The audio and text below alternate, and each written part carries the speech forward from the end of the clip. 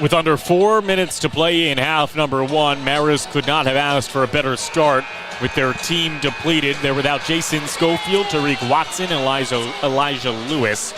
Marist in front of the Bobcats 34-27 with 3:43 to play in half number one. Quinnipiac has not scored a field goal in just a little bit under 4 minutes. Their offense has not looked great because of the smothering defense from Marist. That's their pride, and that's what they play for, and that's how they play. When you look at the opposition, when they are held to under 60 points, it is a combined record of 8-1 for the Red Foxes. And that's something that they are very capable of doing, especially when Quinnipiac is not looking good at the free throw line. Another miss makes them 6 of 10.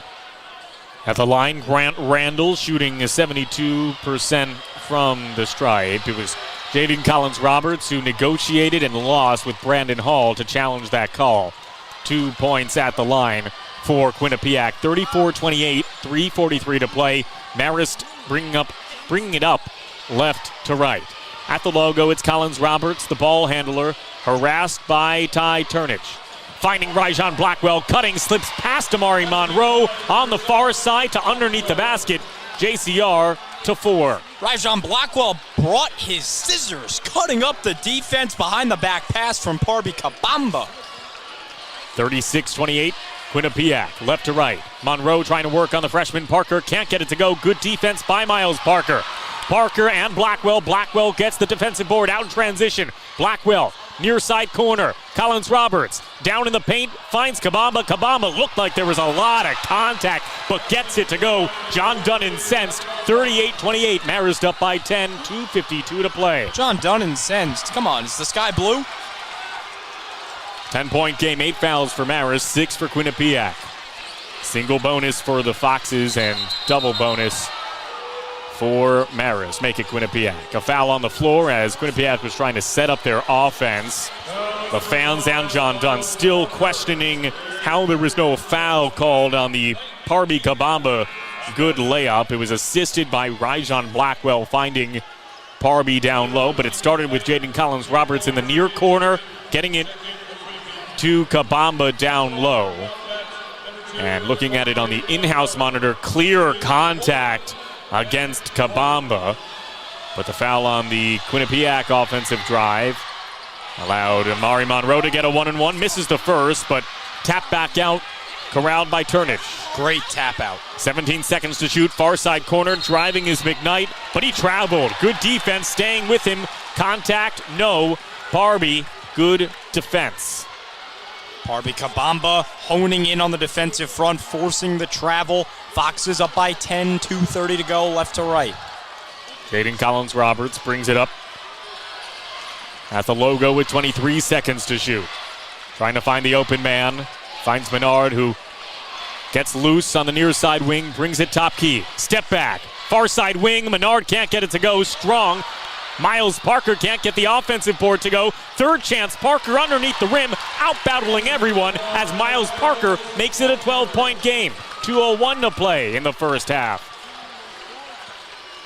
Straightaway three, no good, front rim. It was Ty Turnage who went with 21 seconds on the shot clock and a foul on Amari Monroe. Monroe picks up his first personal. That's going to send Parker to the stripe for a 1-and-1 as he had clear offensive possession. Monroe tried to rip it away, but got a piece of MP5 in the process. And now Parker heads to the stripe for that 1-and-1, an 82% shooter on the campaign, 22 of 27 in the regular season. Miles will shoot a 1-and-1. The freshman from Rutgers Prep came into the season, didn't get that much run in the early part, but unlocked his shooting in the middle part. Can't get the three-point opportunity to go. 40-28, Quinnipiac right to left. They're down 12, 40-28. 1:44 to play. Turnage looked like he was giving it to Monroe, but kept it for his own and gives it to Zimmerman. 1-on-1, Zimmerman against Blackwell.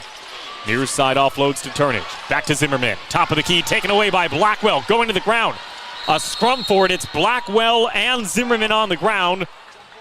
A official ruling of a jump ball. It looked like It hasn't been called a jump ball yet.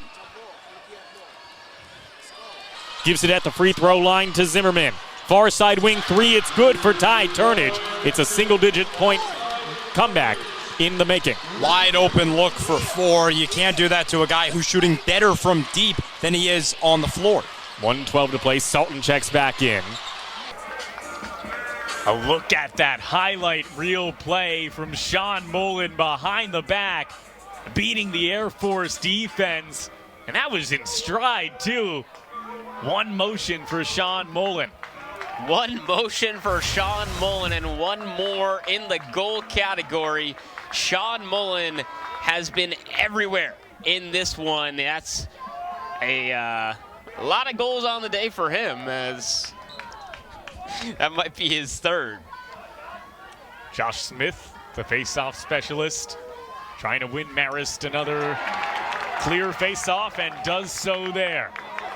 And the live stats update, Sean Mullen up to a hat trick on 5 shots on the day. 5 points as well, nodding 2 assists to add to those 3 goals. Mullen, stellar, has a chance for another assist. It does! Mullen to Patrick. Patrick faking out and scoring once more. Faking out and taking it out on the goal. Shot fake to the right side and right past the goalie. Red Foxes back up 4 goals. That's a quick 2-goal response for them. That was stellar from Colin Patrick. He looked right into the eyes of Nolan Parlett. Went to his right, didn't release, no one around, no defender, no offensive player. And it felt like it was slow motion. Going to his left side, it's a 12-8 advantage for Marist. That was very nasty. That was very nasty. Like you said, he stared down the goalie in his eyes and said, I'm going to score this, whether you like it or not. And whether you like it or not, the Red Foxes are back on offense. Will Josh Smith get into the offensive action? Winning another face-off for his Foxes. That's what he's been tasked with doing, and he's done it oh so well in his time in Poughkeepsie as a sophomore. All 16 games appeared in last season as a freshman. Smith just doing the little things for this Red Fox team to aid on the offensive side. It's Colin Patrick up to 2 goals in the game and 6 on the season. That's 15 on the season for Sean Mullen. Mullen, shot, and this time it's taken in from Nolan Parlett. Not enough on it from Mullen. Air Force attacking with haste. Good passing, but can't get it to go. Coming out of the net for a moment is Richie Metzger. Gets back and retreats into the crease. And Metzger retreats right in time, blocking a shot attempt from Cole Cunningham of Air Force. That was saved by the very tip of his lacrosse stick. Bounces right into the top right and back behind the goal. Backed up well by the Falcons as they retain possession with 45 on the shot clock. Under 5 to play in regulation. The score 12-8 in favor of Marist.